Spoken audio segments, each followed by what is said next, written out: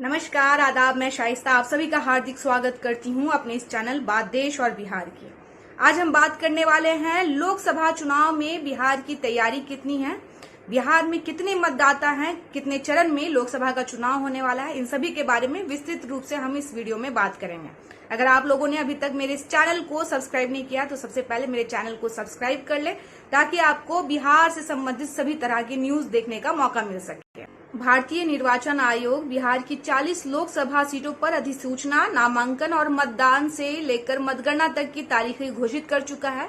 बिहार निर्वाचन आयोग के अनुसार प्रदेश में कुल 7 करोड़ 64 लाख मतदाता हैं। इनमें से 4 करोड़ 29 लाख पुरुष मतदाता और 3 करोड़ 64 लाख महिला मतदाता हैं।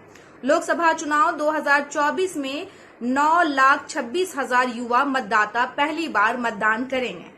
पटना में मीडिया से बातचीत करते हुए मुख्य निर्वाचन पदाधिकारी HR श्रीनिवास ने बिहार वासियों से अपील की है कि आप आगामी लोकसभा चुनाव में वोट देने जरूर जाएं।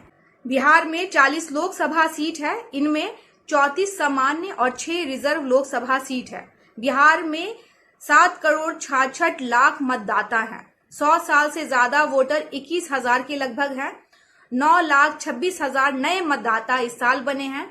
1 करोड़ 60 लाख मतदाता 20 से 29 साल के हैं। इस चुनाव में युवाओं की भागीदारी अधिक है। महिला वोटरों की संख्या में भी इजाफा हुआ है।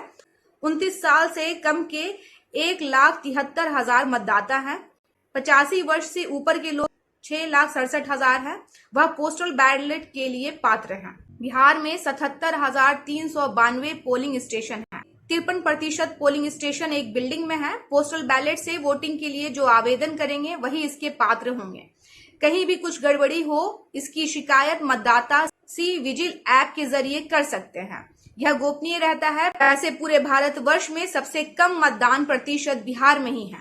आपराधिक मामले होने पर संबंधित प्रत्याशी को अखबार और टीवी के जरिए उन्हें यह बात सार्वजनिक करनी होगी। साथ ही राजनीतिक दलों को यह बताना होगा कि उन्होंने ऐसे प्रत्याशी को क्यों चुना। बिहार में लोकसभा की 40 सीटों पर चुनाव 7 चरणों में होगा। पहले चरण के लिए 28 मार्च को नोटिफिकेशन आया। 19 अप्रैल को चुनाव होगा। बिहार में 2 अप्रैल तक नामांकन वापसी का समय था। दूसरे चरण का चुनाव 26 अप्रैल को होगा। तीसरे चरण का चुनाव 7 मई को होगा। 13 मई को चौथे चरण का चुनाव होगा। 20 मई को 5वें चरण के लिए वोटिंग होगी। 25 मई को छठे चरण का चुनाव होगा। अंतिम फेज का मतदान 1 जून को होगा।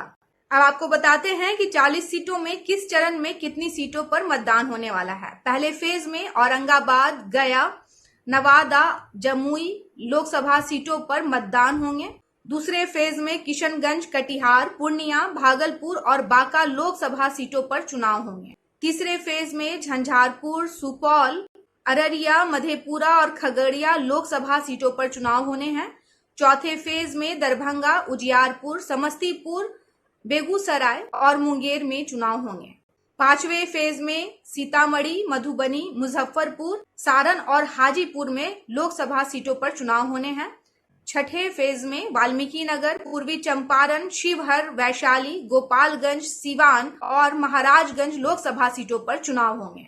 7वें फेज में आरा, बक्सर, सासाराम और सीएम के गृह क्षेत्र नालंदा, बिहार की राजधानी की 2 सीटों पटना साहिब, पाटलिपुत्रा के साथ काराकट और जहानाबाद लोकसभा सीटों पर चुनाव होने हैं। हेट स्पीच, प्राइवेट लाइफ पर चर्चा, गलत विज्ञापन आदि से बचने का स्पष्ट निर्देश दिया गया है। क्रिमिनल रिकॉर्ड वाले प्रत्याशियों को 3 बार मीडिया में विज्ञापन देकर अपनी जानकारी बतानी होगी। इसके साथ ही पार्टियों को यह भी बताना होगा कि उन्होंने उन्हें क्यों चुना। चुनाव आयुक्त ने बताया कि 85 वर्ष या 40% से ज्यादा दिव्यांग होने पर मतदाता वोटिंग बूथ पर गए बगैर भी वोट कर सकेंगे। बिहार वासियों से निवेदन है कि वह इस लोकतंत्र के महापर्व में अपनी उपस्थिति दर्ज कराएं और वोट कर एक जिम्मेदार नागरिक का कर्तव्य निभाएं। वोट देने जरूर जाएं और किसी भी तरह के अफवाह को ना फैलाएं। जागरूक रहें, अपने मुद्दे चुनें और उन मुद्दों पर वोट करें। कैसी लगी आपको ये पूरी जानकारी, मुझे कमेंट कर जरूर बताएं। पसंद आता है तो लाइक करें और अपने दोस्तों के बीच में शेयर जरूर करें। और हाँ, चैनल को सब्सक्राइब करना ना भूलें। बात देश और बिहार की, शाइस्ता के साथ बने रहें। मुझे दे इजाजत, मिलते हैं अगले किसी और कार्यक्रम में किसी और मुद्दे के साथ। धन्यवाद।